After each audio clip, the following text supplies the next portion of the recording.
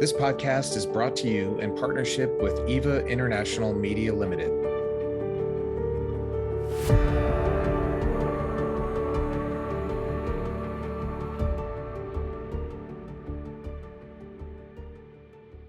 Hello and welcome to Down to Earth with Terry Virch, where we talk about what matters down here on planet Earth. And today I have a very cool guest, Ron Filipkowski.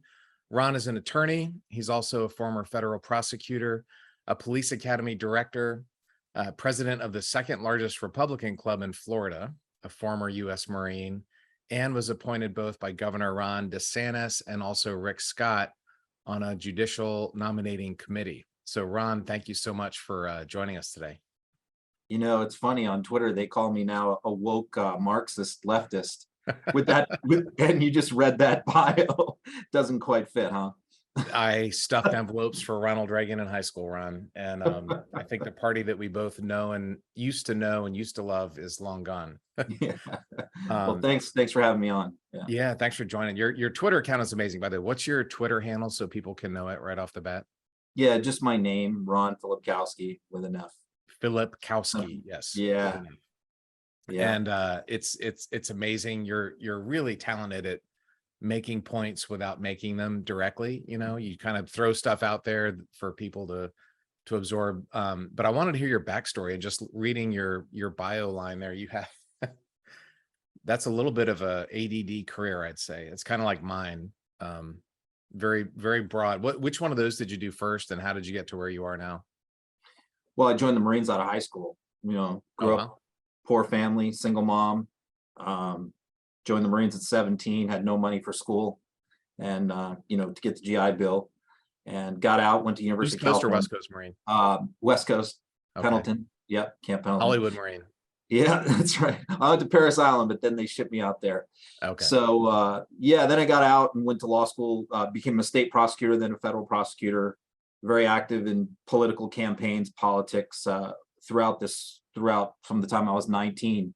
In fact, the first campaign I worked on was B1 Bob Dornan, I'm ashamed to say today, but I was 19, so I was young and foolish, right?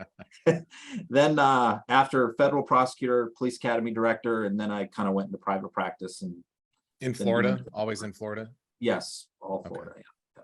I was almost a Marine. I went to the Air Force Academy, and I wanted to fly jets, and you could actually cross commission. And my buddy, a guy named Floyd Dunstan, did that. He used to lend me his car, and I came very close to commissioning. And then, did you ever see that? There's a cartoon where there's like a Army, Navy, Air Force, Marine, and the Army guy is sitting there soaking wet in the jungle, and he's miserable. He's like, this place sucks.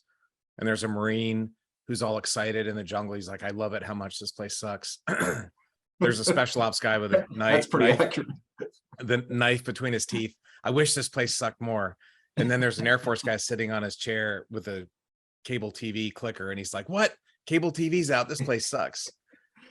The very few times I was on Air Force bases, I felt like I was in heaven. You know, I was at Nellis Air Force Base and for a couple of weeks to learn about Soviet aircraft. They had a bunch of captured, you know, MiGs there. The petting zoo.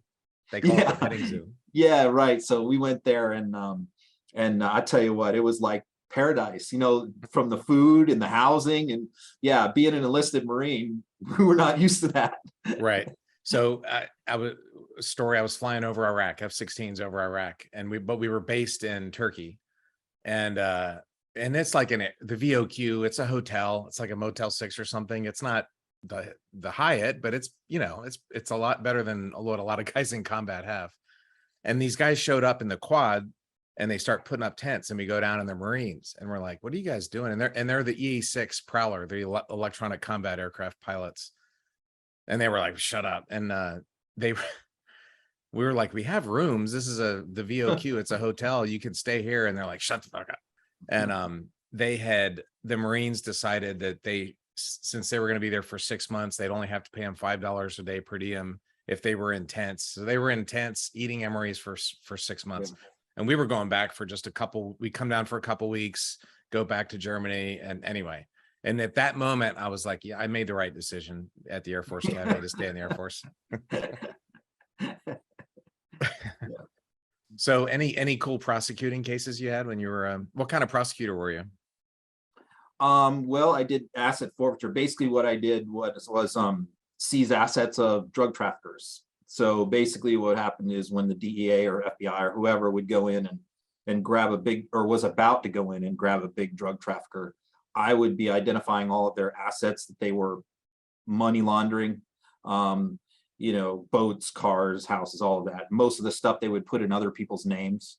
Mhm. So my job was to identify assets that they had that they were putting in other people's names, so that when they were arrested, I would go in and grab all their stuff. So, Mhm. and then proceed to try and forfeit it. So it was always a challenge because a lot of them would put stuff in their grandmother's name and their sister's name and all of that. So Right. trying to prove that they weren't the real owners and it was really purchased with drug money was a little bit difficult sometimes. But yeah, so that's what I did. I'd imagine those guys, like they took down Al Capone through taxes, right? Yeah. It's probably the non-glamorous financial Yep. stuff a lot of times that can do the most damage to those guys. Yeah, in fact, many of them would say, "I'll do extra time in prison if you let me keep my stuff." They hated their stuff being taken more than doing prison time. Going to jail. Yeah. God. So you were the lawyer, doing prosecutors, and then the governors came to you, which is very interesting. I definitely want to get your take on DeSantis because I think we're going to be talking about him a lot in the next couple of years, and I have my own opinions. Um, how did that happen? I guess you're well known in Republican circles. You're practicing attorney, and you just got to know people that way to get on these committees from the government, both now senator, one of them. Yeah. Basically what happened is, I was president of the largest Republican club on the west coast of Florida. And the current head of the Republican Party of Florida is named Joe Gruters, approached me when Rick Scott was first elected because Jeb Bush was governor before him.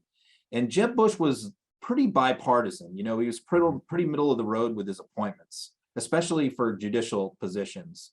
But Rick Scott wanted to go in a different direction and wanted his appointments for judges to be more political, more Republican and younger. And he had an agenda of what he was looking for.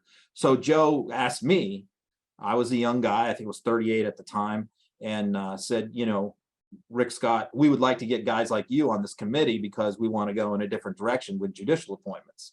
And so that's what happened. It didn't work out for them as probably the way that they thought when I was put on, because I was looking for people for judicial positions that were not political. And in fact, the weird thing was that when DeSantis became governor, I had to interview every 4 years with the general counsel of the governor. And DeSantis's general counsel was completely different than Rick Scott's. Rick Scott was a little bit political when it came to appointing judges. DeSantis was 1,000% political, Right.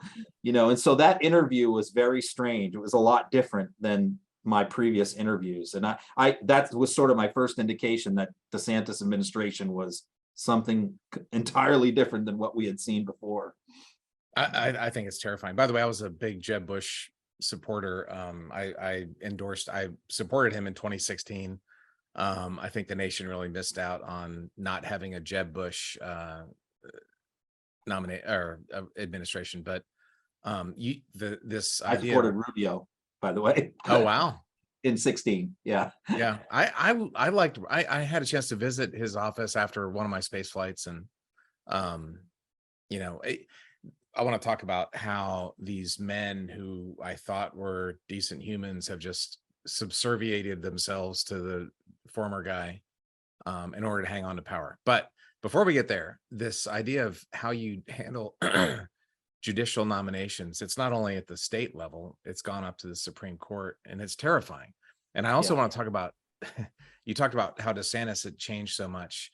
And I was just watching this interview with him, how he said that the first thing he did when he got into office was talk to his, I think it was general counsel, and to figure out all the powers he had that he could do unilaterally. Like his instinct as a man is to just take all the power he can by himself without letting anyone else interfere.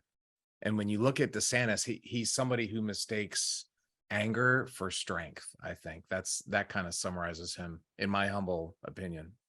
Yeah. Yeah, you're absolutely right. I mean, he ignores, he thinks the legislature is just in the way, very similar to Trump.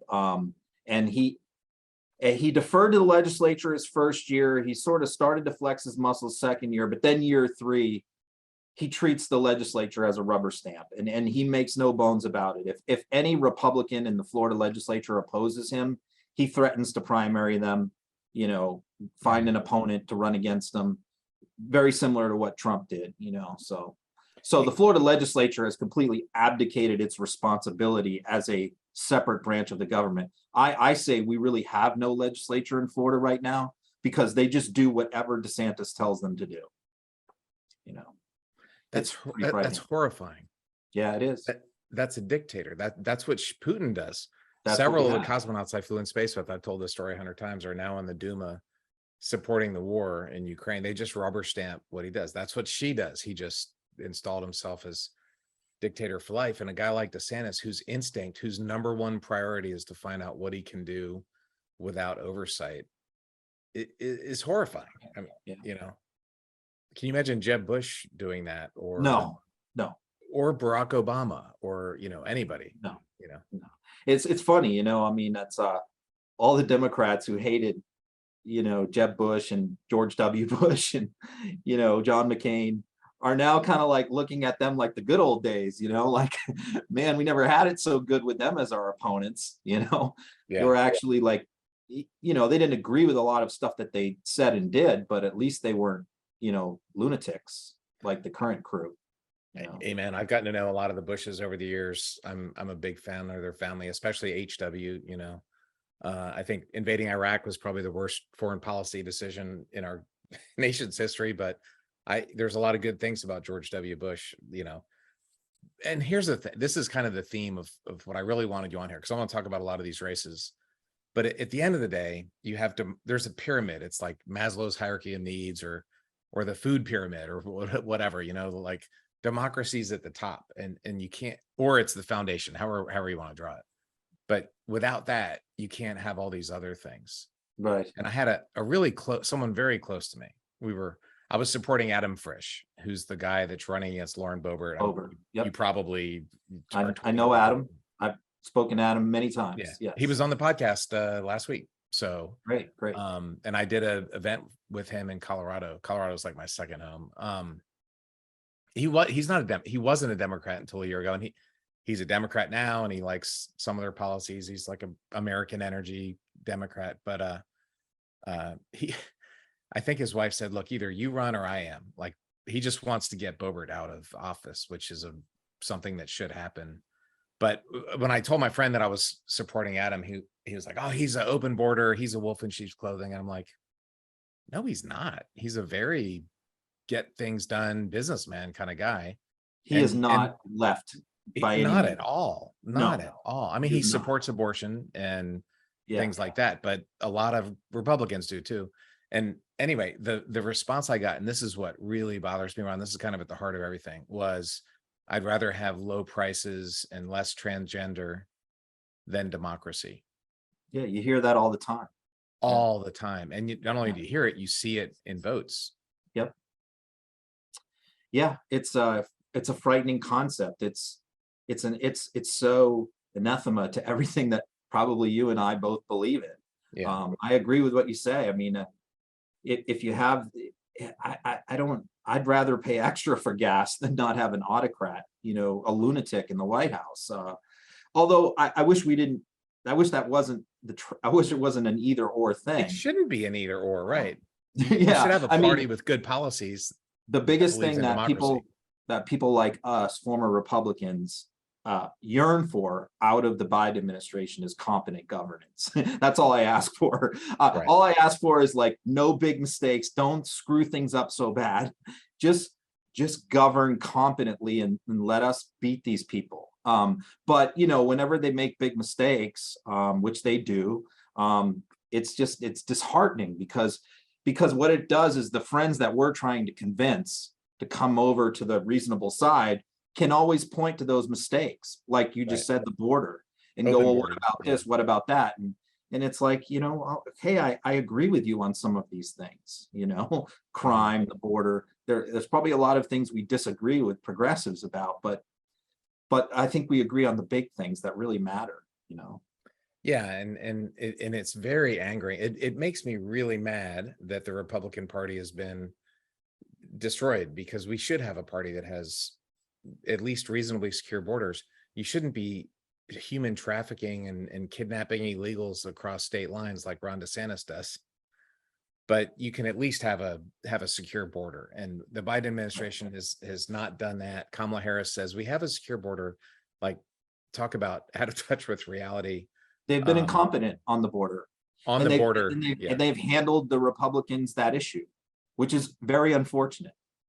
In inflation, I'll talk about inflation, because I think, yeah, the Democrats spend too much money. I agree on that.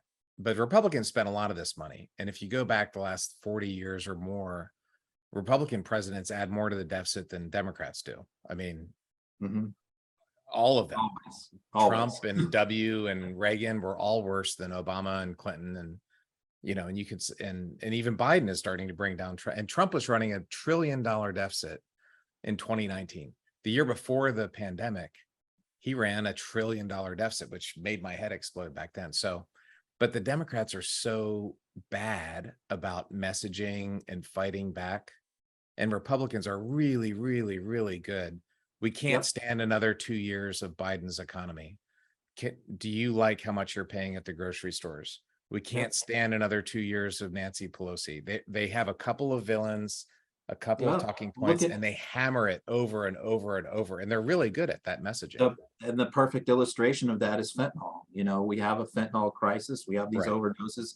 So, what do? Instead of taking on the fentanyl problem or advocating for drug treatment or counseling or all of that, they just blame it on the border.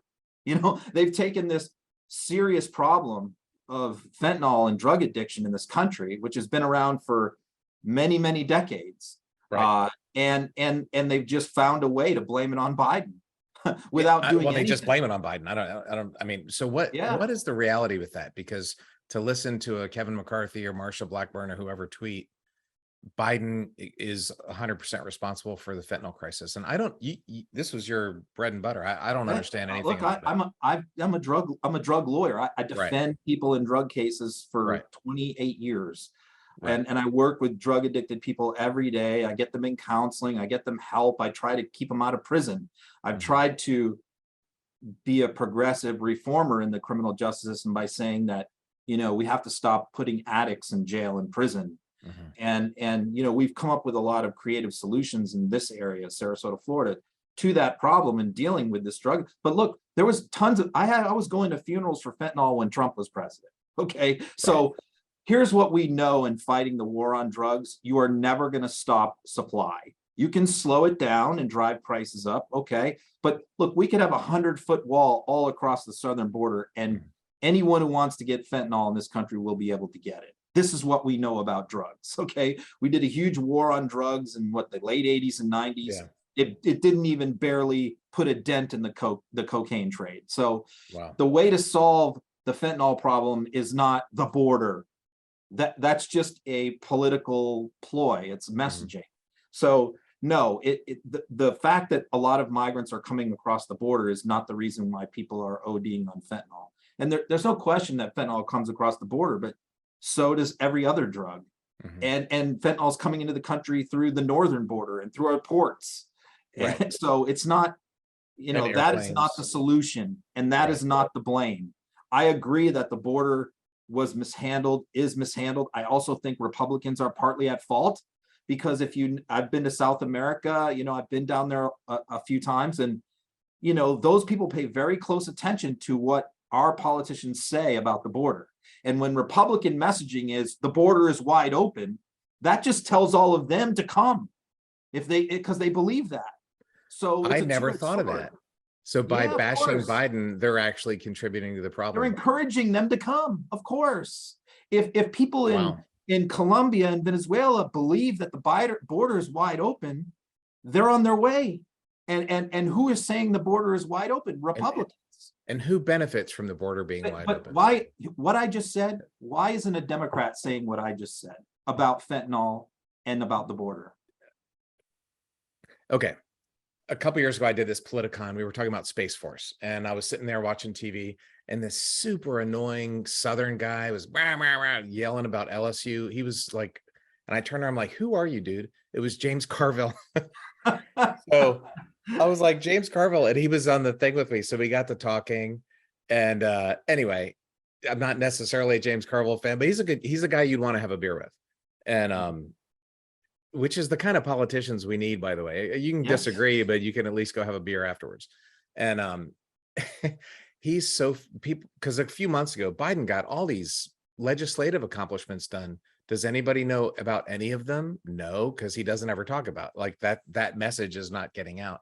And abortion happened and things were starting to go really well for the Democrats. And James Carville was like, oh my God, I'm not going to get my hopes up. We're going to find some way to screw it up. It's like the Yankees in the playoffs.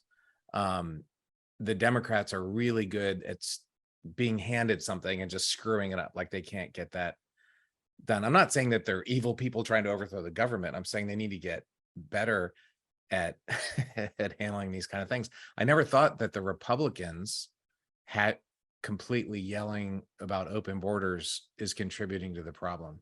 Wow. Absolutely it is. Yeah. But of course, but we go back to the messaging, it's just the messaging, and then what do Republicans do? Look, I follow right-wing media and social media every day. You do. Here's what we know.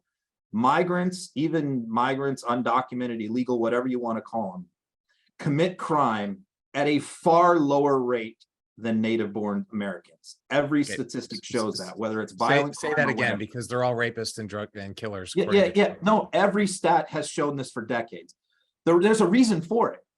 And because I deal with a lot of them in my practice, they keep their head down and their mouth shut, and they work. And they raise their families because they want to stay out of the last thing they want to do is be part of the criminal justice system, because that gets them deported. So they come here, they lay low, they're quiet, and they try not to have anybody notice them, and they work their ass off. They do. Yeah, I'm in Texas. There's a lot of migrants here. Sure. Hardworking people. We have them here in Florida. Yeah. But everyone that commits a crime, the right wingers blow it up on social media, and it's like, if you watch right wing social media and only watch right wing social media, you would think that every crime in America is committed by a black person or a brown person, because that's all you see.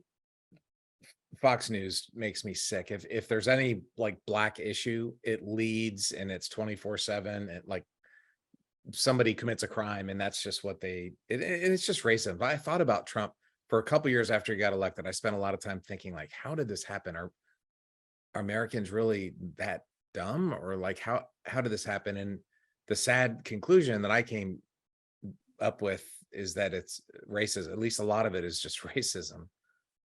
Was the only kind of reason I could give for voting for him. If you want to, a lot of people say, well, he's a businessman. He's not a politician. He comes with this business perspective. I wouldn't hire him to run the local subway.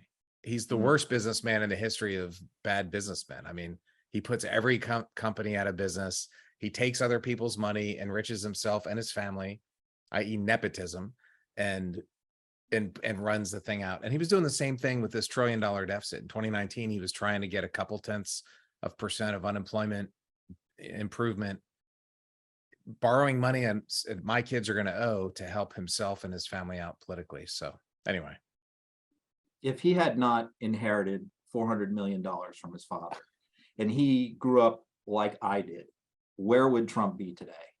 Oh, he would have joined the Marines and, gone to Desert Storm and. Yeah, right. Yeah. He would not be a successful businessman. It's not like the guy, was up from the bootstraps, self-made. That New York Times was a slumlord. Yeah. No, I know. And I was in. I've spoken at this conference in Saudi Arabia about space a couple times. A couple years ago, Jared Kushner was there. It was 2019, right before COVID, and a mob of, I assume they were Saudis. It was obviously Middle Eastern men, just surrounded and followed him with Google eyes, that just in love with him.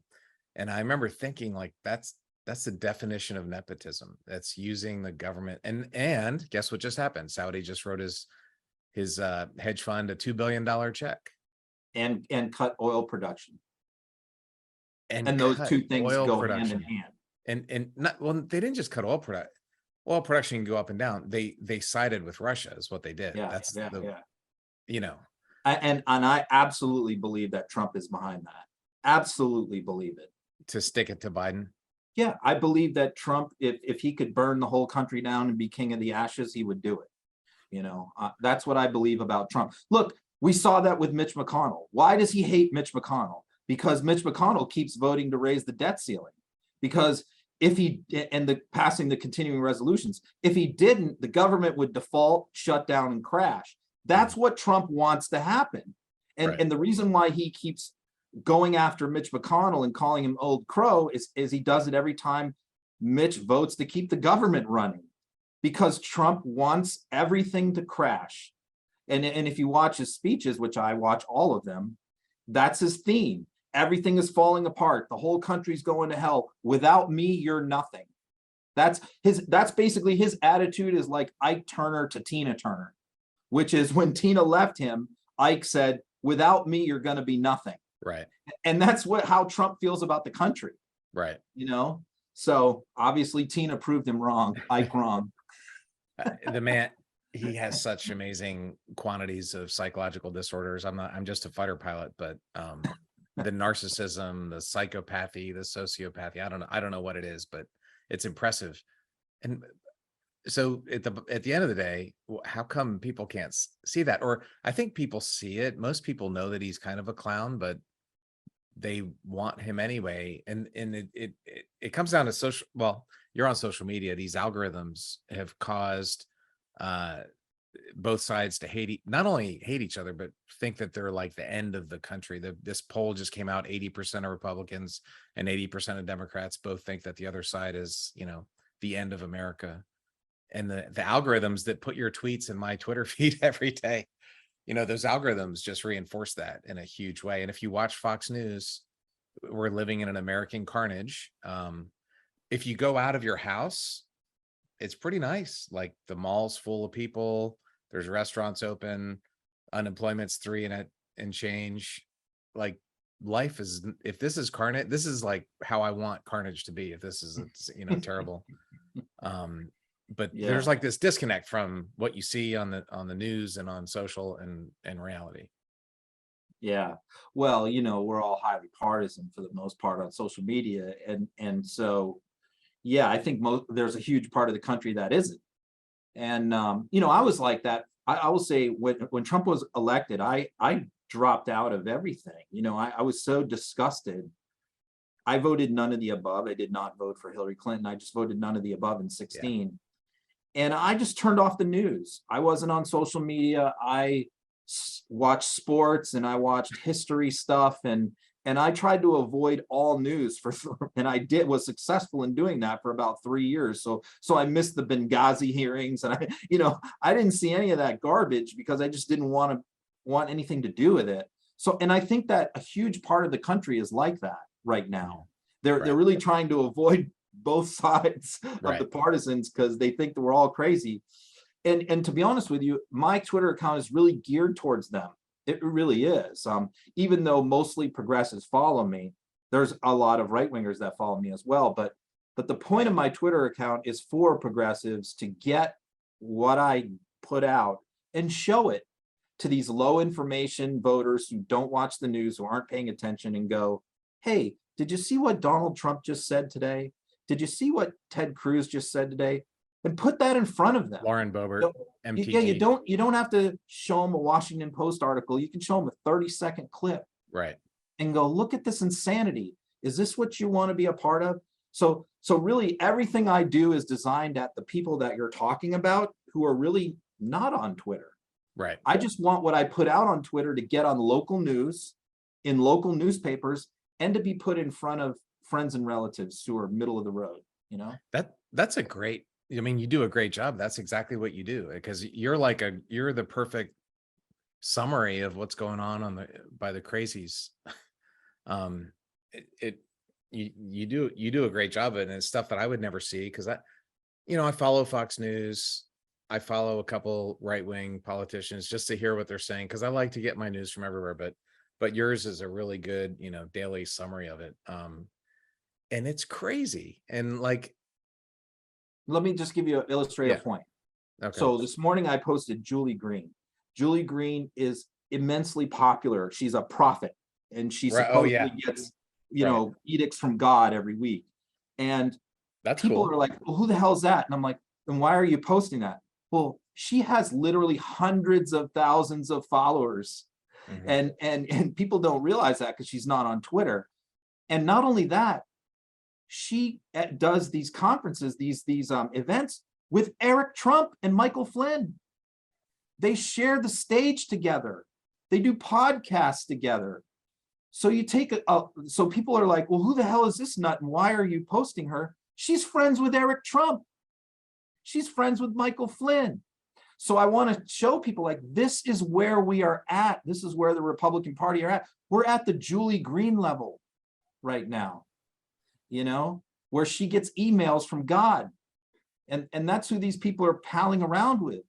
So this is what I'm trying to show the quiet, reasonable people who are not highly partisan, to show these things to them. And of course, what do I always get back is, well, what about Biden? What about AOC? And that's why I say all I need is competent governance by the Democrats to sort of be able to tamp some of that stuff down. I mean, some of that AOC stuff is just ridiculous, and their ideology on energy policy is ridiculous. Yeah. And I hope we're going to learn that from what's happening. Germany has made the worst ever possible energy decisions, and I knew that a decade ago when they shut down their nukes. Not going to be a fun winter in Germany unless they have a lot of wood. They shut down their own made in Europe nuclear plant so that they could be dependent on Chinese solar panels and wind and batteries and Russian natural gas. And I think, Ron, there's something more than that. The Germans are smart. Wirtz is German. We were talking about, our roots go back to Germany and Poland and that part of the Central Europe. There's something more to that. But, with this Gerhard Schroeder being on the board, that is like, it's corruption beyond belief. That would be like George W. Bush being on the board of a Ukrainian or a Russian company or Chinese, anyway. So the ideology on both sides is bad, but the Republicans just seem to have a whole nother level, like an order of magnitude more crazy compared to what the Democrats just have bad policies. The Republicans have both bad policies and highly autocratic, anti-democratic, dictator level stuff. That's my view of it. Yeah, and I think, look, there have been a decent number of former Republicans that are now Democrats, or at least caucusing with them. And I think that is moderating the Democratic Party. I think the Democratic Party has evolved quite a bit since Donald Trump was first elected. And it's become, yes, they still have the progressive element, but now you notice whenever Cori Bush or AOC or Rashida Tlaib or one of these Omar, say something crazy, they get pretty much that gets snuffed out pretty quickly by the majority of Democrats in Congress. Right. I mean, recently when they just came out and talked about pulling support for Ukraine, they quickly backpedaled because they got a huge backlash. So that probably didn't happen in the Democratic Party, pre-Trump. But I think that the Democratic Party is definitely becoming more moderate. And I think a reason for that is the threat posed by MAGA has caused a lot of the progressives to subordinate their own policy, goals. And also all these former Republicans that have come over, and there's a whole bunch of us. Right. Well, what,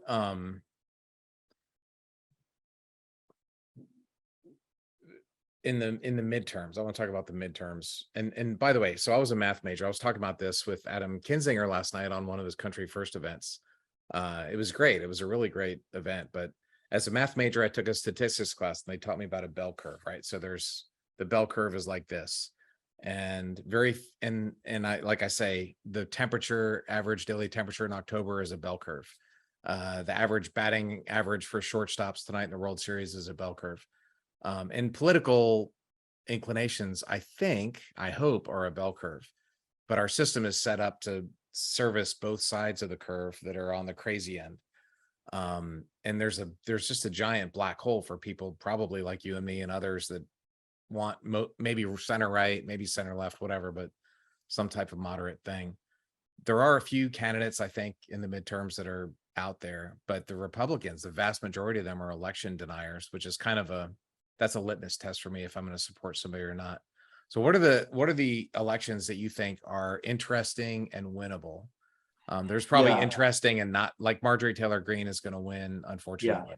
unfortunately. But Lauren I- Boebert is tied with Adam Frisch. And if you're That's gonna be- if you're in that's Western gonna be- Colorado, go vote for Adam Frisch. Yeah, I mean, the district is +9 Republican, but it's going to be close because, I mean, Adam makes a few good points, which is, and this is true of Green as well, although her district is completely different. But the voters in those districts, both in terms of Green, Boebert, and Cawthorn, for that matter, didn't really know them that well. I mean, they were freshmen; they were running for the first time. And as everybody knows who follows Congress, it's that first re-election that's if you win that.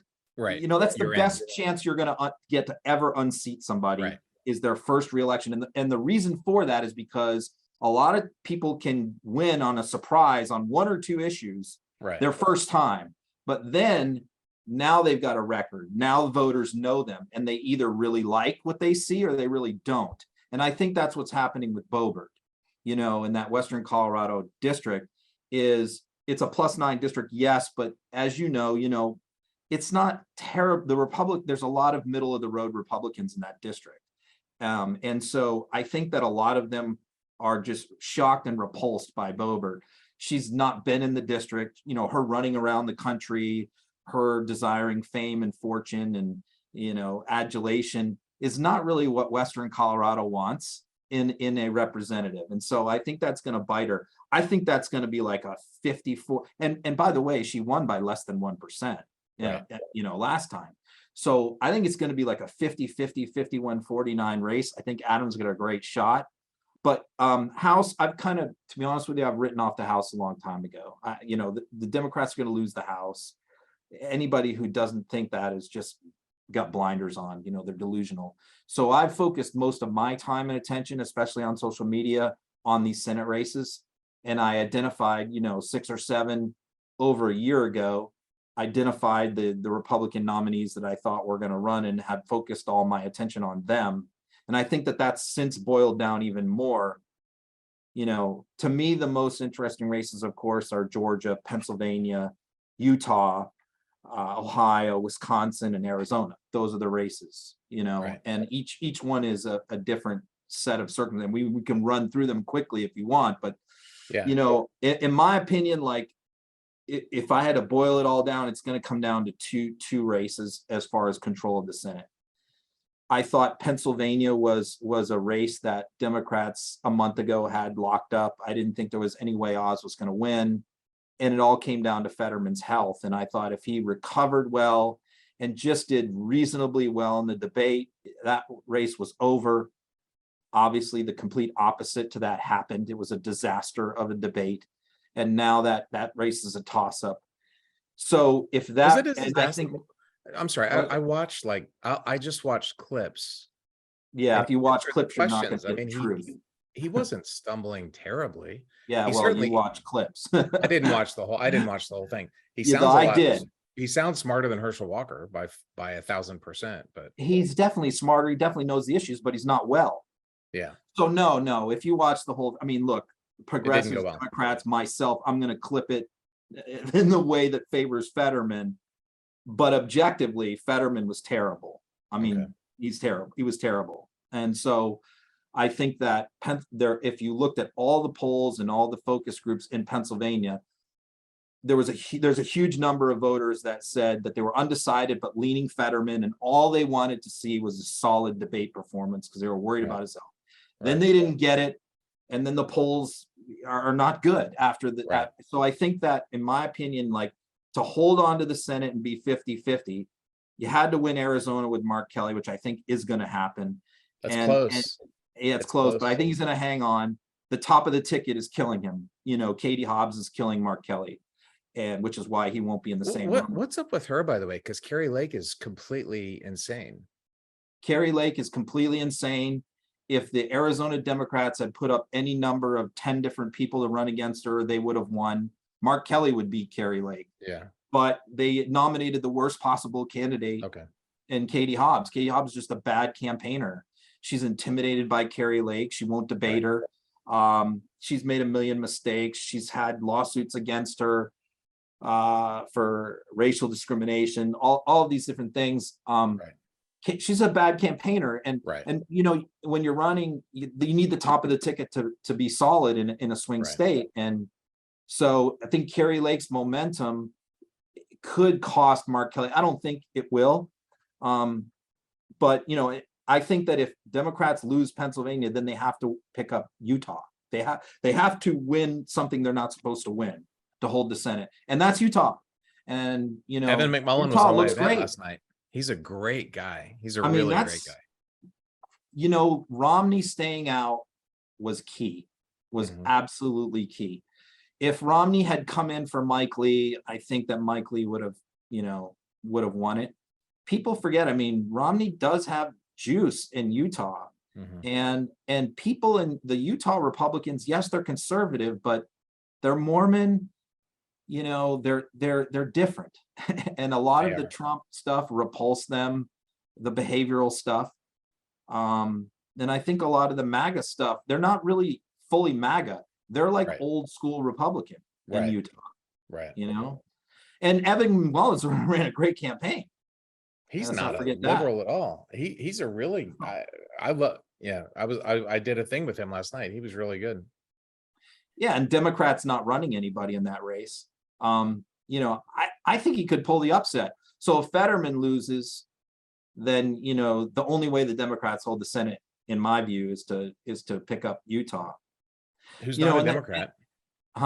He's not a Democrat. Well, but he already said he's going to caucus with the Democrats. So you know, that's. I thought he said.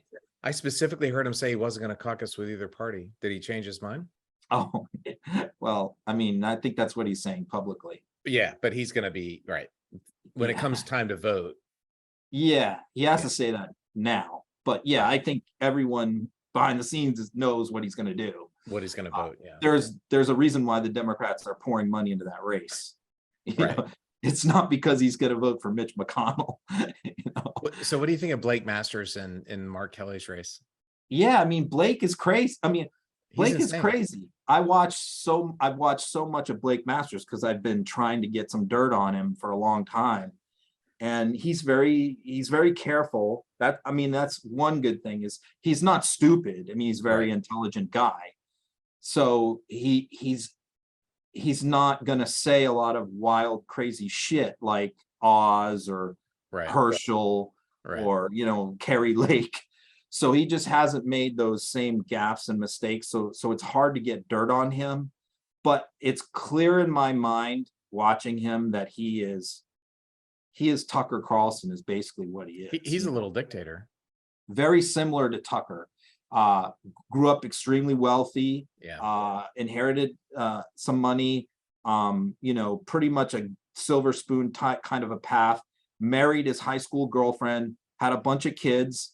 And stay-at-home mom, and my wife was the same way. We got married young and had 5 kids, and she stayed at home. But the point is that was what I wanted for myself. But what Blake Masters and Tucker Carlson wants is for that to be for everybody. They directly tell people, don't go to college, get married young, have a bunch of kids, and have the wife stay at home, which is fine. But, I think that that's what they want to have as far as government policy. And I think Blake Masters is a white supremacist, from watching him enough, and he won't say the things that are going to out him openly, but it's clear to me he is. What's in his heart? Talk about Peter Thiel, the German, I think he's a gay Silicon Valley billionaire. What's the role that this out-of-state German billionaire VC has in that race? Well, he's a weird guy, and look at the two guys he's backing, the two weirdo candidates. Blake Masters is a weird guy, just a strange guy. I just watched the Tucker Carlson special that he did where he embedded in his campaign. I watched it for an hour. The guy's just a weirdo. Yeah. And JD Vance is, they're both weirdo frauds, and that fits Teal to a T. It's no surprise that they're attracted to him and he's attracted to them. Not sexually, but ideologically. All three of them are peas in a pod. They're all frauds. They're all weird. It's funny. Election. Oh, sorry. Go ahead. It's funny that Republicans are always screaming about George Soros funding things, and that's completely exaggerated, by the way. And they think he's behind everything, and he's not. But then you have guys like Peter Thiel who are basically like, without Thiel, like Masters and Vance don't exist. They're not even, they're working in 7-Eleven somewhere, If they don't want George Soros involved, then why don't they pass a campaign finance bill, which Republicans are massively against? Because they have 20 George Soroses. 1,000%. Exactly. I agree. And Mark's a big no corporate money. And Mark, he and I were in the astronaut office together, so, and I'm supporting him. I'm not a Democrat, but I want him to win that race very badly. I've publicly supported him. He's not a liberal by any stretch. You can't even remotely call him a liberal. He's very critical of Biden. Yeah, I know. And Biden has done some good things. I'd love to have a beer with him, and he's a Democrat. So, and I think that's the way Mark would look at it. I really hope Mark wins, because the nation does not need a 30-something weirdo whose puppet strings are being pulled by the German billionaire VC weirdo in Silicon Valley. It's just, that is not good. How about speaking of weirdos, how about JD Vance in Ohio? Yeah. I guess the Vance thing really illustrates my Twitter account really well, because I was on Vance early on and I knew the guy was a fraud. And, when I got him pretty good on a few things, unlike Masters, who I haven't really been able to get. I got Vance pretty good on a couple different times, but yeah, when he went on Steve Bannon's podcast and he said, I don't really First care. of all, he went on Steve Bannon's podcast. Yeah, okay, well, we can move on to the next subject, because anyway, go. They all do now. He's kind of been the mainstream now, but when he went on there and he said, they were bringing up Ukraine, and of course, Bannon is pro-Putin, and so the thing is, when they go on podcasts like that, and the host has a certain bias, I hope that, whether it's religious or whatever, I hope that the host is going to lead these politicians in a crazy direction. And that's why I watch a lot of these obscure podcasts with these ideologues, because I know that they're going to get candidates to say crazy things with their questions. And that's what happened here. Was he went on Bannon's podcast, and the subject of Ukraine came up, and Bannon kept leading him down the path. And finally, Vance said, you know what? I don't really care what happens in Ukraine. I don't care what happens to those people. We got problems here. Boom. I clipped that. And that's become a major issue in that race. It should be the issue. Nearly 100,000 Ukrainian Americans in Ohio. Good. So how the hell are you running for Senate in Ohio and you say something like that? It shows you just how Vance has just got his head in the clouds. He's just not unaware. the only Republican with that opinion. What's that? He's not the only Republican with that opinion, that he doesn't care what no. happens. No, he's trying to appeal to that MAGA base. But the problem is that particular issue is big in Ohio, support for Ukraine. So it's just something that, you can say on Steve Bannon, and Steve Bannon will applaud you. But when you're running for Senate and you got a massive Ukrainian American population in your state, you don't say that. And he could have said it differently. He could have said, well, I think that we should try and mediate a peace plan, like Musk is saying. Could have said something like that. But instead, he said, I don't care what happens to the people in Ukraine. That was just incredibly foolish. But that's what I do on Twitter, is I wait patiently and sometimes watch 50 hours of garbage with nothing useful until I get that 30 seconds that I can use, you know. It's amazing. The stuff you find is amazing. And I'm constantly saying, I can't believe, did that person actually just say that? And the reality is they did just say that. And so who's Vance's opponent?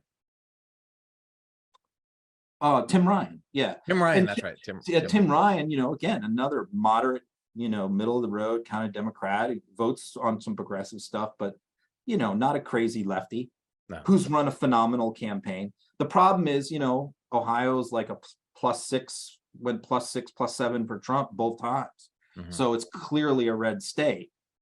And this is Tim Ryan's problem. And I think Ryan has done a great job raising money himself, but the National Democratic Party hasn't really put much money into that race because I think they've written off Ohio a long time ago. And they've written off Florida. You know? Ohio should be the definition of where Democrats are strong. I mean, and Biden just put all this money into bringing back manufacturing jobs, specifically chips. And Yeah, I but mean, they're focused, the parties, national parties focused all around Ohio, Pennsylvania, Michigan, Wisconsin. right. You know, they're not, they've given up on Ohio. Yeah. Any other races that are winnable for Democrats or Well, Georgia. You know? Well, yeah, Georgia. Yeah, Georgia, you know, I mean, here we have another, this is what I've been trying to tell Democrats is like, people think Georgia's flipped blue because of, you know, what happened in 2020 with Ossoff and Warnock winning. And I try to point out, you know, I lived in Georgia. I try to point out that it is not a blue state, No. that Brian Kemp is going to win the governorship by easily, by like 6-7 points at least. Stacey Abrams is not going to win that. Mhm. And so Georgia is a red state. It was just, there are a bunch of weird things lined up to get those two senators in. It was a special election runoff, super low turnout. It was January 3rd. Trump had just held an insane rally where in Georgia, where instead of trying to help them, he just was spewing all the January 6th election fraud crap and just killed their campaigns. You know, Loeffler and Perdue were horrible candidates. All the stars were aligned for them to win those seats. But don't think we're going to see a repeat of that. Right. You know, Georgia is a red state. If Herschel Walker was not the candidate, if Donald Trump had not gifted the Democrats Herschel Walker, then we wouldn't even, Warnock would be toast. But the fact that Herschel Walker is such a moron and so incompetent and such a fraud and a liar and just a bad guy, he's just a bad guy. He's a terrible human being. He's a bad human. And so that is keeping Warnock in the game of being able to pull the upset, you know. So he's everything in all way, like good and also bad, that Republicans don't want, that Georgia Republicans don't want. And yet they're going to vote for him just because of he's got a red jersey and not a blue jersey. I couldn't see, this is the distinction between the people who have left the Republican Party since Trump and the people who are still there. The Herschel Walker perfectly illustrates that, is that we used to talk in the Republican Party about character. We especially did during Bill Clinton, that supposedly mattered to us. You know, character mattered. It mattered to me. It mattered to me a lot. And how they lived their life mattered to me. Not just what they said, but what they did in their life mattered a whole lot. It's one of the reasons why I didn't like Trump. And because I looked at the way he lived his life and conducted his affairs.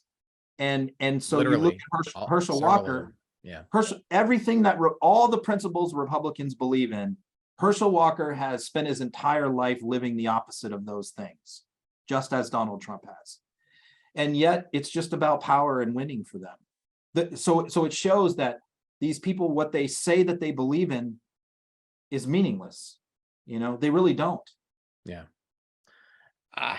Makes my head explode, but I'm glad you're pointing this stuff up. So what do you think about Elon on Twitter? Is that going to make a difference? Wow, that's a big question. You know, that's an important question. I've noticed today, like so many of the big liberal accounts are going down steadily for the last 24 hours, like literally every hour, including mine. And I average like 1,200 new followers a day for like 2 Oh, years. wow. Yeah, I mean, I I get like, lose 100 a week because most of mine are like, they like space, they don't like politics. And I've been mostly tweeting about politics. So and then they go, yeah. So I never lose followers. So I mean, I always gain like 1,000 to 1,200 every single day. But look, last 24 hours, I'm down a lot. So probably 1,000. But that's while I'm picking up 1,000, I'm losing 1,000. So I'm Right. probably lost 2,000. In the meantime, the right-wing accounts are all going up. And what I think is happening is a lot of the people who left Twitter that were right wingers who went on these other platforms, Parler, Getter, since Trump got kicked off, have all come back in the last 24 hours. And a lot of progressives are leaving. They're just leaving Twitter.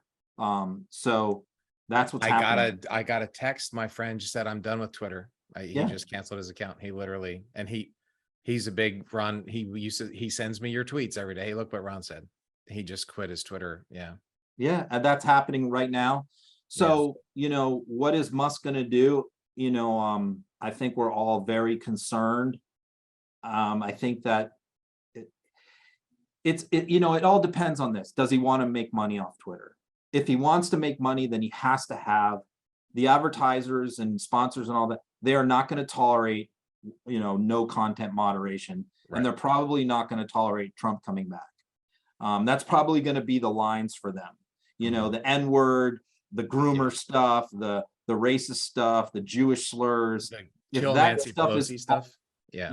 yeah, if that stuff is all allowed back, and all the disinformation, I mean, if the stuff that I see every day on these other platforms is brought onto Twitter, people just have no idea the extent to which the mania that's out there, like Laura Logan, I posted yesterday saying, that the elites are kidnapping hundreds of thousands of children every year and drinking their blood to stay young.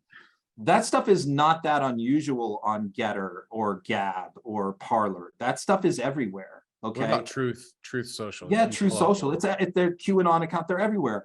I mean, there's so many people that say, Michelle Obama is not really married to Barack, that their children are adopted. There's so many weird, racist, weird conspiracies out there that are on these other platforms.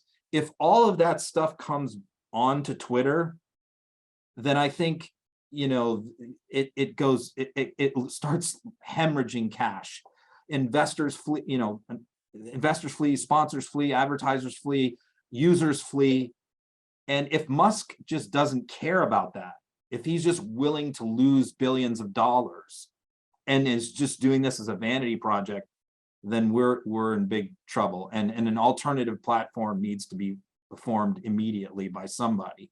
But if Musk does want to make money off of Twitter, and his first post this morning seems to imply that he does, because it was about advertisers and keeping them, and has content moderation, doesn't allow Trump back on, and keeps a lot of the racist QAnon shit off, then it'll be a slightly worse version of what it is now.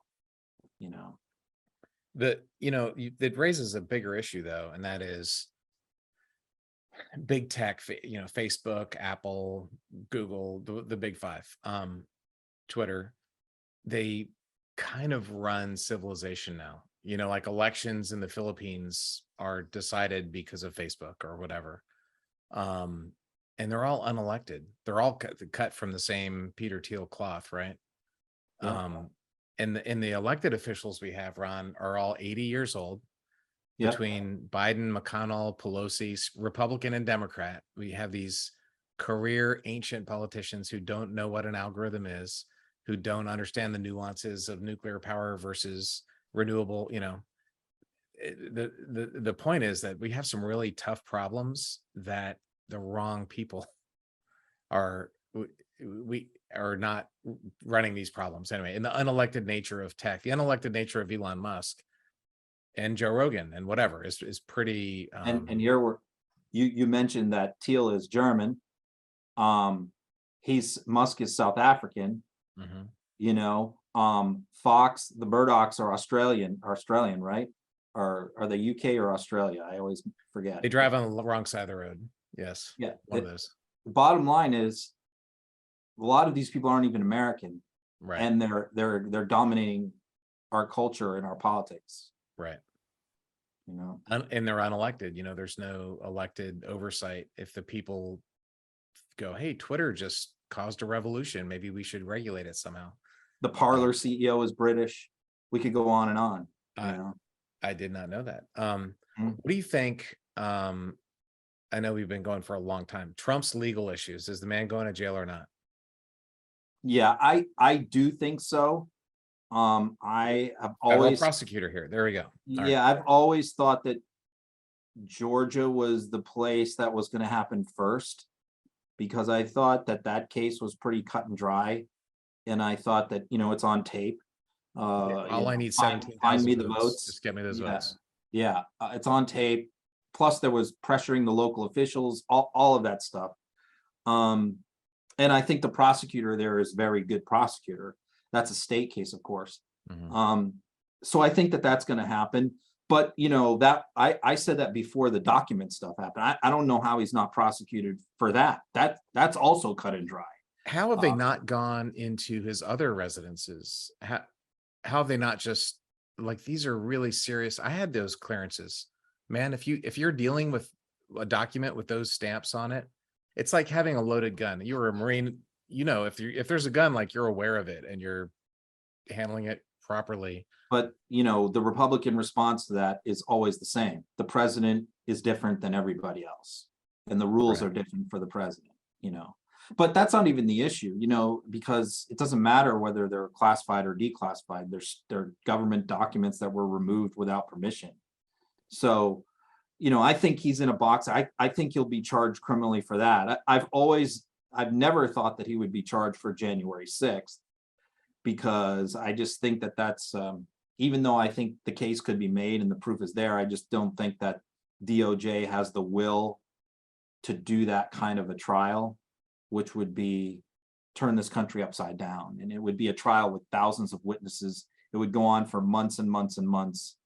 I just don't think the will is there to prosecute January 6th, but they don't have to. He could be prosecuted in Atlanta and in DC for the document stuff very, very easily. And those are easy cases to prove, real cut and dry, short and quick. You know, The date on January, whatever it was, or November, December, when the phone call came out in Georgia, I was like, I'm just a fighter pilot, but that sounds like the mob talking to me. Yeah. Call on Georgia. Yeah. And Rudy and Lindsey Graham should be in the middle of that too. If Trump gets indicted, I don't know how they're not part of it. Clarence They were Thomas right in there is with him. saving. Yeah. You know, Is that, how long is Lindsey going to have his reprieve from Clarence? his reprieve. Oh, you mean Yeah, on the Supreme Court stay. letting him not? Yeah, Yeah. stay. Not long. Yeah, Okay. I mean, Clarence is only able to hold that up for a week or two, I think. You know? Okay. Is Trump going to have to appear because of the subpoena, or will he be held in contempt? There's a November 14th date looming for that. Everybody says he's not going to do it, obviously. You know, or maybe not. yeah, you know, he keeps saying, and his lawyers keep saying, I mean, Helena Habba, I posted the clip, said last weekend, he's looking forward to testifying. Mm-hmm. And he wants to talk about election fraud. And see, there's a dichotomy here. You know, I'm sure all of his lawyers are telling him, don't do it. It's ridiculous, you know, Right. but you know, Trump. Yeah. Here's what's being dangled in front of Trump, the greatest spectacle in the history of this country, Mm-hmm. right? Bigger than Oliver North, Mm-hmm. bigger than any other, bigger than Watergate, bigger than the McCarthy hearings. This would be the greatest television spectacle in the history of this country if he Bigger than the appears. Super Bowl. Bigger than the Super Bowl. That is what the carrot that the committee is dangling in front of this narcissist, knowing that how can this, the ultimate narcissist, the ultimate fame seeker, the ultimate seeker of ratings and crowds and eyeballs, resist turning that down, you know? So on the one hand, you have all the rational, sane, legal people saying, don't do it, don't do it. And I'm sure Republican politicians are begging him not to as well, you know? But you have the ultimate narcissist. Every fiber in his being wants to do it. Because, you know, Trump, he thinks he's going to go in there and win the day, you know, and make them look bad. That this is what he believes.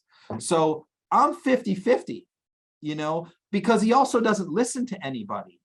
So he could have 100 lawyers tell him, just like they told him about election fraud. He could have 100 lawyers tell him not to do it. He'll do it. He'll do what he wants anyway. So I'm even though everybody's, oh, he'll never do it, I'm not so sure. I'm not so sure. I'm not either. I listened to Talking Feds, the podcast, and they were talking about that. The couple podcasts have been talking about this. And he said he only wants to do it if it's live. And, you know, they were like, well, maybe the committee doesn't want to do that because they're going to make it a circus. They should say yes to anything. I say do it. Yeah. Yes, all he needs to do is lie one. All he needs to say is one lie, right? Under oath. And you got him contempt. Yeah. You got him in perjury.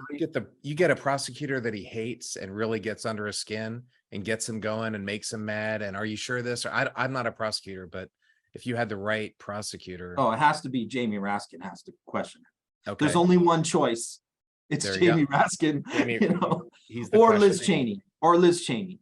Or yeah, he despises Liz Cheney. That would be perfect because also a woman.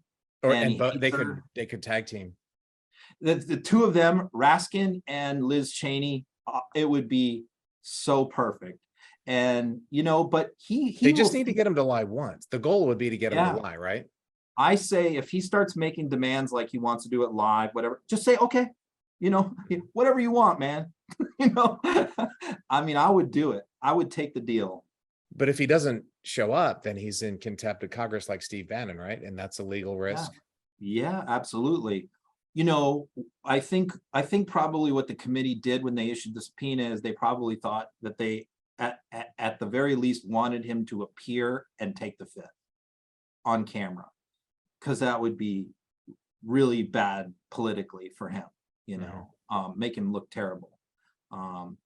You know, they want to ask him the same question that they asked of Michael Flynn. Do you believe in the peaceful transition of power? You know, blah, blah, blah, blah, blah, and have him take the fifth on those questions. So I think that that's probably what they were looking for. And I think it, you know, probably most experts would say, legal experts would say, well, that's what he's going to do because that's what makes the most sense. But Donald Trump doesn't always do what makes the most sense. No, you know, I'm not his lawyer, but if I was giving advice, it would be, dude, shut up, stop talking, just stop talking right now. And he can't, and that's the prosecutors. Yeah. You know, I was talking to an AP reporter the other day, and she called me because she was like, I want to start, you know, monitoring Trump, but he's not doing Fox anymore, and he's not doing mainstream media. So it's hard for me to find him. And the only place I find him is on your Twitter account. And she goes, can you tell me where I can find Donald Trump? So I went back and looked at my Twitter account, and he had been on like 38 different podcasts. The only reason I see them is because of your Twitter feed. Yeah.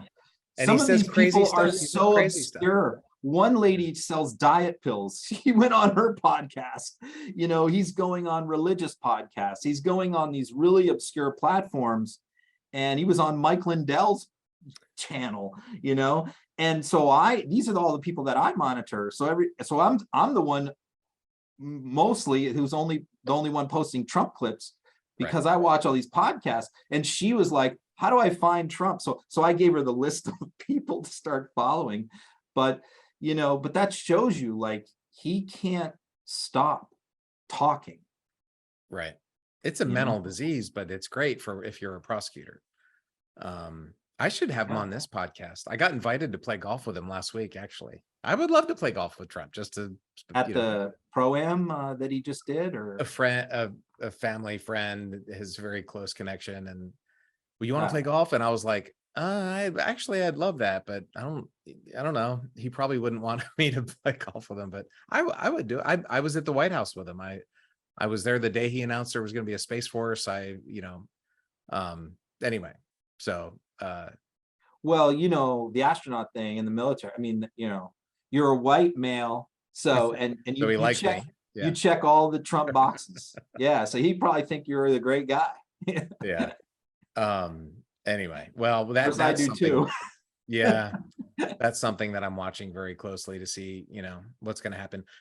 It's kind of funny and haha and oh my God, these people are clowns, but they're running the United States of America, and the things that we do affect everybody on the planet. And I've been traveling a lot, Ron. I've been to all 7 continents in the last few years, and I talked to a lot of, businessmen and high-ranking people, and the American brand has dropped so much because of Trump. People don't trust us anymore. And in Europe, they love us now because we're there to support them. Europe is getting attacked by a massive dictatorship terrorist state. It's World War II basically in Eastern Europe right now. But they don't know that we're going to be around forever when people like Kevin McCarthy and Donald Trump hold hands with Putin. And so the damage that he's done to our nation's brand and our nation's trustworthiness around the globe is just so profound. Along those lines, I will tell you that I absolutely believe that the plan for Putin and Ukraine was, if Trump got a second term, he was going to go into Ukraine, and that was going to break up NATO, because Trump was going to pull us out of NATO. And that was going to fracture our alliance with the Europeans. I absolutely believe, had Trump been elected to a second term, the Ukraine war would already be over. Zelensky would be dead. The Russians would be in Kyiv, and NATO we would be talking about pulling out of NATO or be out already. I believe it's that the election of Biden was that significant for our foreign policy vis-a-vis Europe. I absolutely believe that's true. When we were kids, we learned about manifest destiny, and in the 19th century, we used to believe that we had manifest destiny, right? The Western Hemisphere is ours. America is destined by God. There's no such thing as manifest destiny. Democracy is not our birthright. We could lose it in a day, and we're just flirting with that. We're flirting with the worst imaginable disaster with this Trump crap, is what it is. And we need to wake up, man. Americans need to wake up and not become liberal and not, open borders and all that stuff, of course, but get rid of these dictators. And I think Ron DeSantis he has all the dictator instincts that Trump has, only he's smart and younger and a little bit more disciplined, a lot more disciplined than Trump was. Yeah. And I don't mean to be alarmist, but this is my prediction for midterms too. We're focused on the races, but what I'm focused on is the administration of these elections, which is already shaping up to be a disaster. Okay. You already have Republicans armed sitting on ballot drop boxes. You have them filing tens of thousands of insane public records requests with supervisors of elections all over the country, which is Steve Bannon and Mike Lindell's baby. So you have tens of thousands of poll workers and poll watchers who have been recruited by MAGA to go in and have their hands on this election. And I think that you're going to have hundreds of thousands of ballots challenged or thrown out because of signature match laws that have been put into place since 2020. And I think that all over the country, you're going to have MAGA people denying the results, claiming that they were defrauded. This time, not just Trump, but every state rep race, county commission race, secretary of state race, you name it, they're all going to be screaming fraud. I just think that the aftermath of this election is going to be a nightmare. And that's my worst concern, is not like Republicans taking the House or something, although that would be terrible. It's just how this election is administered could be a disaster for this country, for our democracy. It's something we take for granted, that the elections are going to be run smoothly and well, and everybody's going to accept the results. This is going to be much worse than 2020. In 2020, we only had Trump denying it without evidence. Now we are going to have candidates all over the country doing what Trump did at the local and state level. And I just think it's going to be such a mess. But I hope I'm wrong. But that's the vibe I'm getting. I agree with everything you just said. And I think, to take it one step farther, hopefully some of these people lose, but some of these election deniers are going to win governors and secretary of states, and they're going to be around for the 2024 election. And that is where, and if a governor's election doesn't go well, that's bad. If the president's election gets overturned, that has national fracturing implications. I agree with everything you said about this year. I think the 24 implications are even worse than that. This is their plan. I mean, Steve Bannon is the one who says it out loud. And the judges are all set up with Republicans which is their plan is the 2022 sets us up for what we need to do in 24. Yeah. And, Bannon's talked about 100-seat majority in the House and all that. They want to seize the apparatus of elections with these midterms. They want to take the Secretary of States, they want to win the local supervisors of election races, the canvassing boards. They're putting their people into elections offices as the ballot counters. They're seizing the apparatus of the administration of elections in 2022 in order to then use that power in 24. It's scary times, and this is why I do my podcast. We just need to open our eyes up, and this is not a tax policy or social security policy. This is like the future of the country.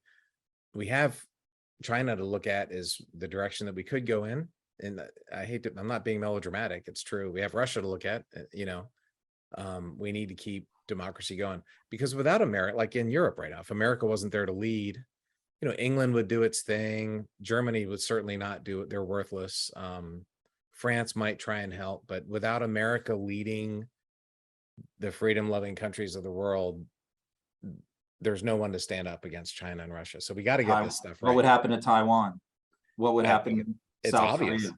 Yeah. And so yeah, Ukraine, it's an important time.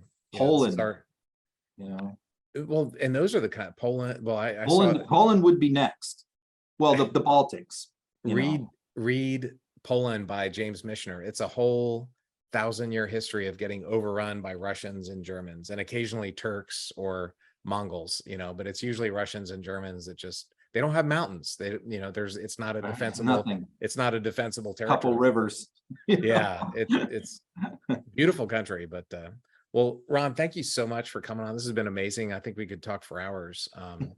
But I appreciate you taking my invitation request, and this is great stuff. It's important stuff. It's kind of funny, some of these crazy people saying stuff, but it's really affecting our country. And I'm not going to tell my grandkids that I did nothing and watched everything go down the crapper. So I appreciate you doing what you're doing. What you're doing is amazing.